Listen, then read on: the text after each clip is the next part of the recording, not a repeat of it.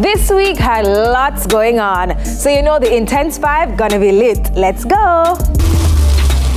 To mark the 10th anniversary of his iconic hit Where We Come From, Popcorn has unveiled a custom action figure in collaboration with Jamaican artist Charles "Cartoon Charlie" Perry.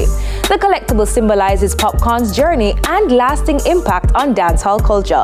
That nicey!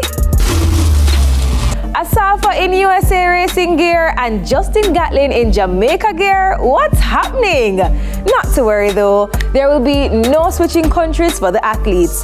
It was a part of Asafa's birthday celebrations. I think that was costume night. Kinda cool, love that they're friends, but it was just unusual to see.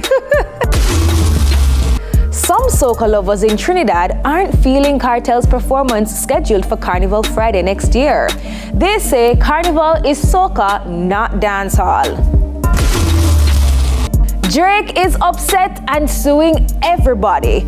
Poor thing. He has targeted Universal Music Group, Spotify, and iHeartRadio for the support they put behind Kendrick Lamar's song Not Like Us. He is suing for defamation of character and a few other things.